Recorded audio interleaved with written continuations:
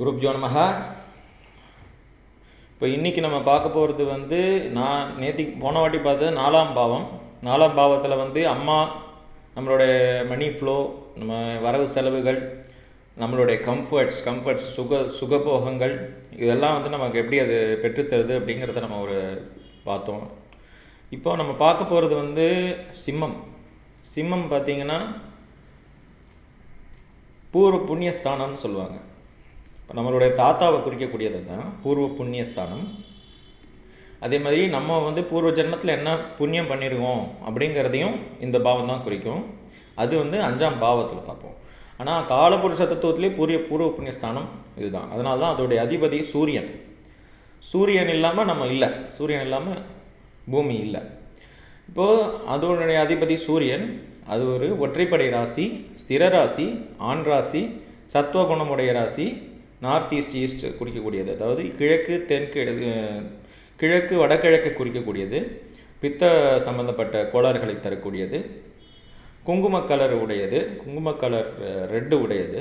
அதே மாதிரி அது நம்மளுடைய வயிறு, கர்ப்பப்பை, இருதயம் இதை குறிக்கக்கூடியது.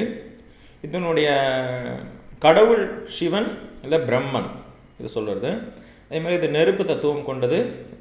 இது ஒரு சிம்மத்துடைய ஷேப், சிம்மத்துடைய மாதிரி இருக்கிறது இது.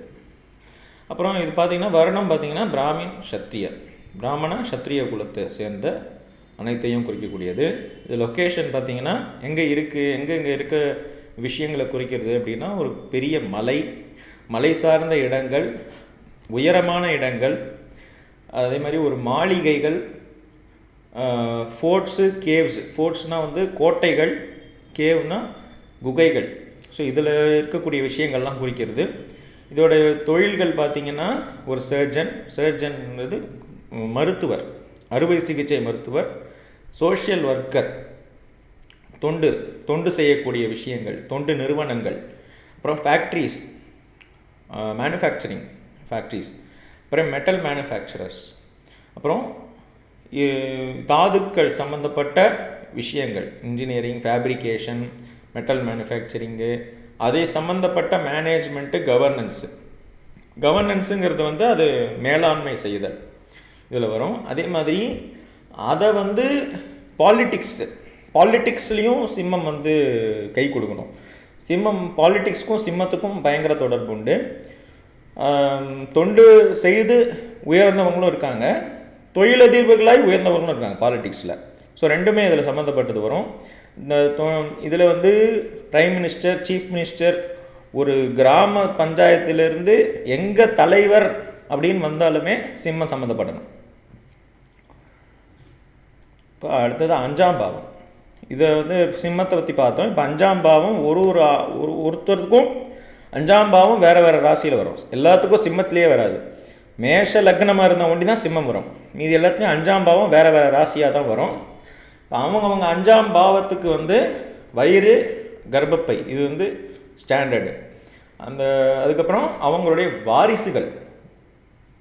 வாரிசு வருமா வராதா, குழந்தை பிறகுமா பிறகாதா, இந்த விஷயங்களையும் 5ஆம் பாவத்தை வச்சு தான் பார்க்கணும். அது பூர்வ புண்ணியம் சம்மந்தப்பட்டதும் கூட. நம்ம பூர்வ ஜென்மத்தில் புண்ணியம் பண்ணி வந்தால் குழந்தை பிறகும் அப்படின்னு நம்ம எடுத்துக்கலாம். இன்னொன்று அந்த பூர்வ புண்ணியத்தோட அடிப்படையில் தான் குழந்தைய எப்படி பிறக்கும், எப்படிப்பட்ட குழந்தை பிறக்கும் அப்படிங்கிறதையும் நம்ம எடுக்கலாம். அதே மாதிரி நம்மளுடைய கிராண்ட்ஃபாதர், நம்மளுடைய தாத்தா, அப்பா வழி தாத்தா பாட்டி, ஆர்டிஸ்டிக் டேலண்ட்ஸ்னு சொல்லும்போது அவங்களுக்கு கலைநயம், கலைத்திறமை, அப்புறம் லவ் அஃபேர்ஸ், அப்புறம் லவ்வர்ஸ், இதெல்லாமல் 5ஆம் பாவம் தான். லவ்னாலே 5ஆம் பாவம் வந்துடணும்.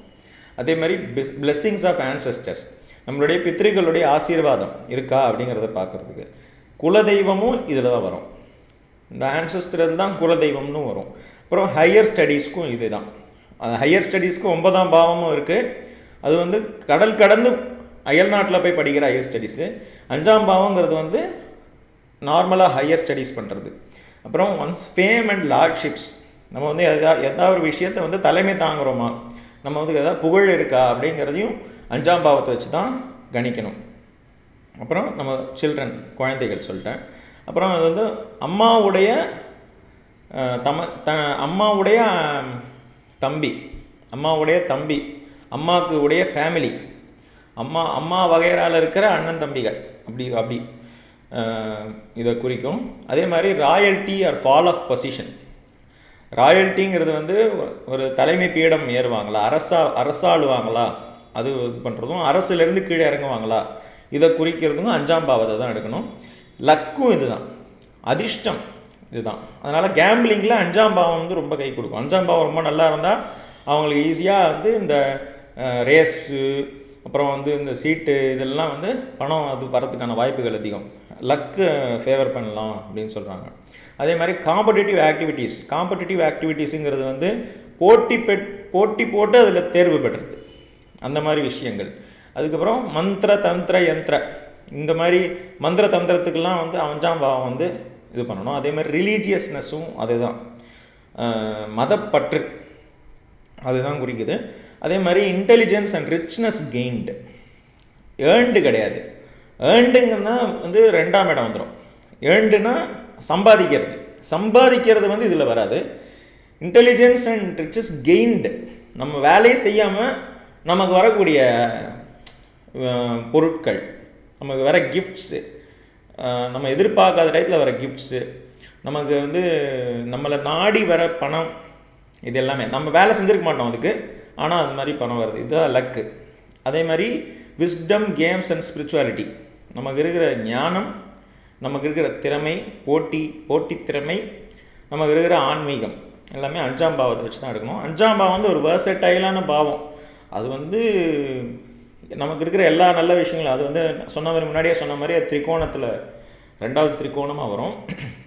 எப்படி நம்மளை பற்றின விஷயங்களுக்கு வந்து லக்னத்தை எடுக்கிறோமோ, இதுவும் நம்மளை பற்றி எல்லா நல்ல விஷயங்களும் கொண்ட ஒரு பாவம், நம்மளோட புண்ணியங்கள் சேர்ந்து இருக்கிற பாவம். இதனால் நம்ம பார்த்தோம். இதை வந்து நீங்களும் கற்றுக்கங்க, எல்லாருக்கும் ஷேர் பண்ணுங்கள். இந்த மாதிரி நிறைய கண்டென்ட்ஸ் கொடுக்கறதுக்கு ஹெல்ப் பண்ணுங்கள், இன்ட்ராக்ட் பண்ணுங்கள். நீங்கள் பார்க்குறீங்களே இல்லைன்னு தெரியல, சப்ஸ்கிரைப் பண்ணுங்கள், லைக் பண்ணுங்கள், கமெண்ட் பண்ணுங்கள். இன்னும் எப்படி அதை இம்ப்ரூவ் பண்ணலான்னு சொல்லுங்கள். எங்களுக்கு கொஞ்சம் உத்வேகம் இருக்கும். Thank you very much.